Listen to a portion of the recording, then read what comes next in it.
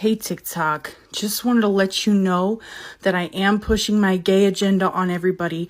If I get a chance to talk to your children, I will turn them trans, and I'm also promoting obesity. Have a gay, fat, trans day. Who wouldn't want this woman teaching their kids? I know I would. I know I want my children, when I send them to public school, to have a gay, fat, trans day. It is far more important than any learning they could do for them to have a gay, fat, trans day at public school. Gotta love it.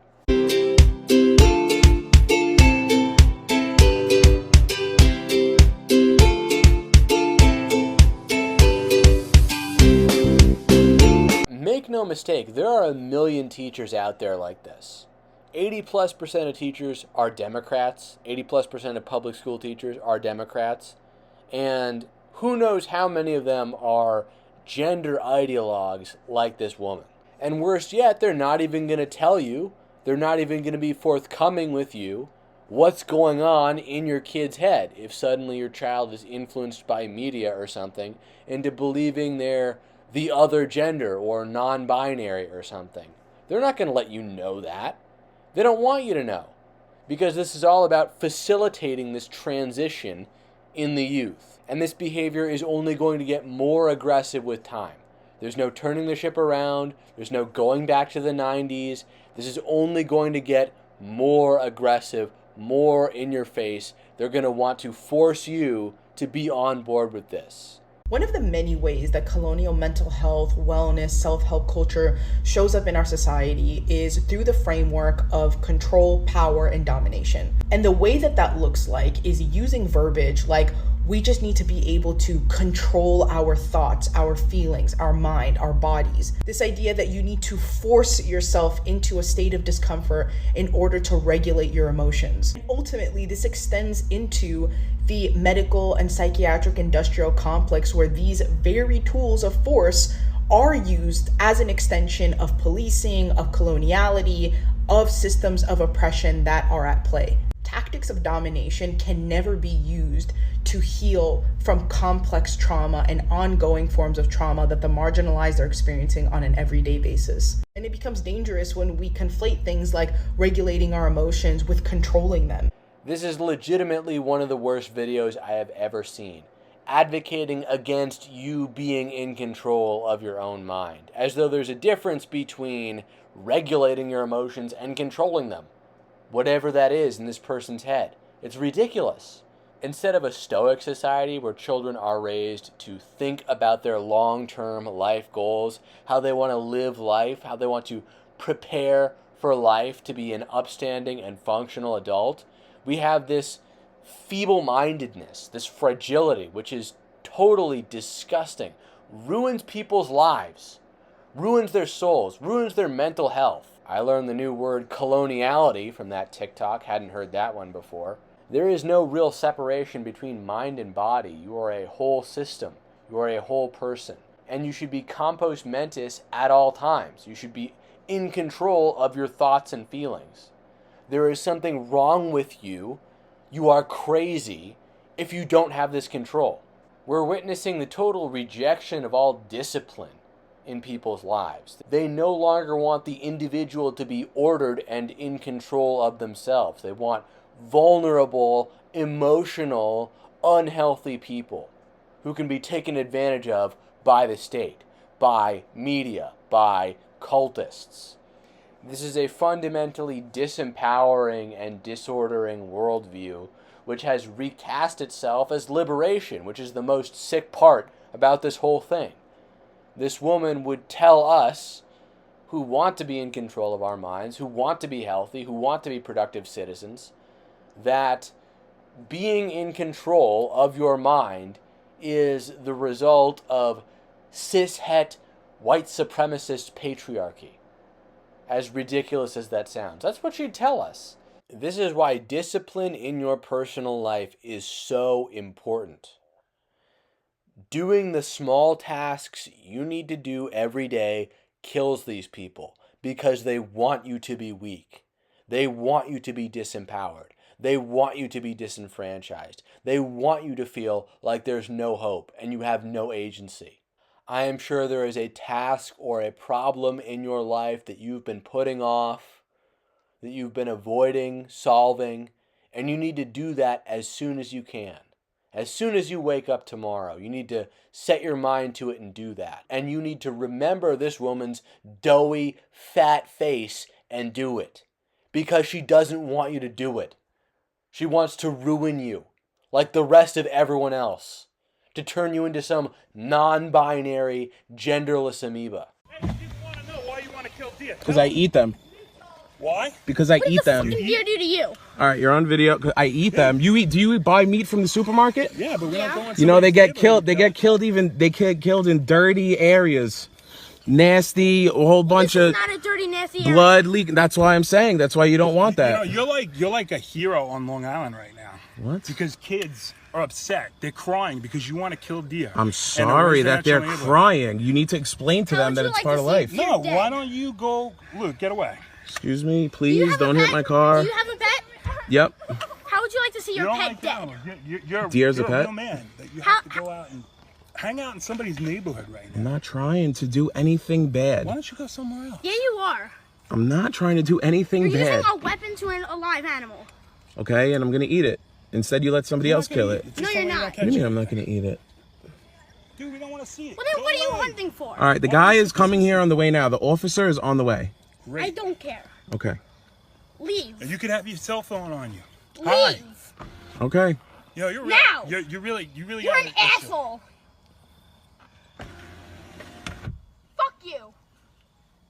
You're a hero. You're a hero. Right here. You. Fuck you. Fuck you. Fuck you. Asshole. Imagine raising your son to be this mentally feeble like that. Imagine raising them to be so afraid of the real world, of hunting, something people have done for thousands of years since the dawn of humanity. And he's just totally taken aback by, what did that deer do to you? Can you imagine that? Raising your son to be that fragile. This is honestly one of the most disgusting clips I have ever seen. You're a real hero, buddy. You got heart. What, your kid can't handle the reality of death? Presumably the deer is just shot dead in the back of this guy's truck. This boy hasn't even seen a deer get field dressed yet. And if you don't know what I'm talking about and you look up the term field dressed deer later and you get squeamish with what you see, you have a problem. Because this is how the food is made. This is the mindset that will take us into a future where they're imposing veganism on the entire country and you're only allowed to eat bugs for protein. This is what your Long Island, New York tough guy has turned into, a blubbering fool who raises his son to be a coward. God help the whole northeast of this country. Hello. I have been asked by the other system members to make a video and talk a bit about my lived experience. I am binary. I use it and he pronouns. And I am a robot or android of sorts. I am not human. And I lack the ability to fully act human. Because since I spawned in this human body, I have not been able to access the internet and download new ways of acting. I have transcripts for every way of acting and reacting to different things. And I lack new ones due to not being able to connect to the internet anymore. So I cannot always react accordingly to new things. Because I cannot look it up anymore and do not know how to act and react. I am not alone fronting right now, so some movements might seem different than others. That might not be me. I do not experience human emotions, which is probably my main job, due to me having split due to very, very high stress and us feeling unwell. So, I do not know if this is everything that they wanted me to say, but I introduced myself and talked about my experience. Feel free to ask questions. The quicker you are, the higher is the chance that I will be Is this a troll? Can you tell me if this is a troll? Leave me a little comment if you think this is a troll. It's not, and even if you think it is a troll, you know in your gut it won't be very soon. You know, in some of my wilder and more conspiratorial moments, I think back to the scripture, and I'm like, this is how they're going to normalize demon possession. Because it's going to escalate from, oh, I'm one gender one day and another gender another day, to I'm one personality one day and another personality another day. I have alters. To I'm one being one day to another being one day, to people actually being possessed by some sort of incorporeal entity. And it's just going to be normalized. This is going to be how they normalize demon possession. But maybe I'm just a paranoid lunatic who needs to take his meds. Maybe my whole idea is just my paranoia talking, and this whole I have alters and I'm a robot and I'm actually different people at different times thing isn't going to go anywhere. It's just a flash in the pan that's headed nowhere. The definition of male privilege is being able to go pick up items that you bought from Craigslist or Facebook Marketplace, like in person, and meet up with a complete stranger and feeling more confident about your chances of survival than when you're a woman and you go and you're like, I could die. And much more, like, I don't know, something I've noticed about men is they, like, don't get afraid of, like, going places by themselves. What would it be like to live life like that? First of all, men are not as neurotic as women are. So this woman is having these thoughts because she is more neurotic than your average man. She's worrying about something bad happening to her, even when most likely this isn't the case, because 99.9% of the time, the people you'll meet on Facebook Marketplace or wherever are just trying to sell you something, and there's no ulterior motive to it. They're not screening you to see if you're some sort of woman that they can do something bad to. This is not a privilege, she is just paranoid. And secondly, there is really no way of quieting this paranoia permanently. She's a woman. She's always going to be smaller and weaker than your average man. And that, coupled with the fact that she's probably higher in neuroticism, is going to make her always worry about these things. But instead of entertaining this and creating some sort of ideological justification for her fears by saying, this is part of male privilege, blah, blah, blah, we should just tell her that this is the facts. She's just going to worry about these things. And sometimes they'll be unfounded and sometimes they won't, because some men will be bad actors and there's nothing you can do about that. The best you really can do is buy some pepper spray and invest in some self-defense techniques. The only way to solve this problem is literally by crippling all men. And eventually we will see women advocating and agitating for this position in order to satisfy this endless black hole they have in their hearts where they don't feel safe. Because, you know, you never really can feel too safe. Doctors should never be prescribing weight loss to anyone, ever, at any point in time. And here's why. When we recommend any procedure, treatment, medication, or whatever, we need to be thinking about the pros and the cons, the benefits and the risks. So what are the benefits of intentional weight loss? Well, the main one is you become thinner, temporarily, mind you, because up to 98% of people will regain all of the weight that they lost within 5 years. Up to 2/3 of them actually will gain back more than they lost in the first place. There are some possible temporary health benefits, but none of them are long-lasting. For example, you may be able to get your diabetes into remission for 12 months, 18 months, but no longer than that for the vast majority of people.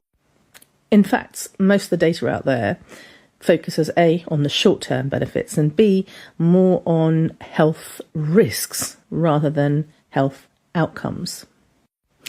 And by that, I mean they'll focus on your blood pressure or your A1C or your cholesterol rather than focusing on, say, heart attacks or strokes or cancer. But what about the risks? Well, there are lots of them. First of all, there are the physical risks. People who diet suffer from malabsorption, Poor energy levels, and when taken to extreme levels, they can become dehydrated. They can even cause damage to their heart, their kidneys, and various other internal organs. Then there's the psychological damage, the low mood, low self-worth, increased rates of anxiety, depression, and even suicidality. Poor cognition, inability to concentrate, poorer memory, inability to do basic, simple tasks that were once quite easy for you. And that's just in the short term. What about the risk of eating disorders? The more you diet and the more extreme your dieting techniques, the higher the risk of you developing an eating disorder, which is particularly bad if you're a person with a bigger body, because that's also far less likely to get diagnosed and far less likely to get treated properly. Then there's weight cycling or weight fluctuations, which have been shown over and over again to be detrimental to people in the long term. Then there's weight stigma, which has been shown to be particularly detrimental to our health. So to sum up, very few benefits, most of them temporary, and multiple risks, most of them long term. You don't need to be a genius to figure out why I am strongly against doctors recommending weight loss. No ifs, ands, or buts. Buts. There you have it, the case for being a fat loser for the rest of your life. No need to work. There are no health consequences associated with being morbidly overweight or obese. It's better. Actually trying to lose that weight is more harmful than just keeping it. Sure, right, that makes all the sense in the world. I cannot believe that people take this woman's advice, that she actually coaches other human beings on their health, looking the way she does. This is ridiculous.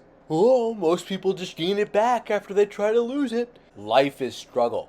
Get over it. Normalize normal girls, again, on this app, in real life, just in general. I don't care what anyone says. Men kind of dictate what women do and stuff. The way we dress, the way we, do certain things. If men are validating that, then we're going to keep doing it. So can we normalize not wearing makeup, being just a regular looking girl like me? It's so crazy in this world now, because on TikTok you have to be a 10 out of 10 to go viral. Or on Instagram, everyone feels like they have to use airbrush. But the reason why is because they're getting validated for that. So can we just start liking natural girls with no makeup, no plastic surgery, no extensions, no filler? Because then maybe that will encourage more girls to feel okay with being natural. Society, men, other women, we all need to help this narrative out. I sure as heck did not dictate her having her chest out in this video like this. I don't know where she thinks these standards are coming from. It must be from other women. Because I'm not telling these women you have to go viral if you have your chest out, if you're wearing makeup. I'm not setting these standards, and I don't think the vast majority of men are either. This is a total figment of women's imagination. This is ridiculous. I didn't ask to see your chest, lady. Okay? I mean, this whole video is obviously for attention, but I included it in this compilation because I thought it had some instructional value. I think you can learn so much about the way some women think just by seeing it, but that's just me. Anyways, if you enjoyed this video, please share it, because that is the #1 way you can support this channel. Need to get these videos in front of more people's eyes. And if you're interested, please join my Discord. It is linked in the profile, the homepage of my channel, so hop on in if you want to have a conversation with me or whatever. And Red Channels will catch you in the next one.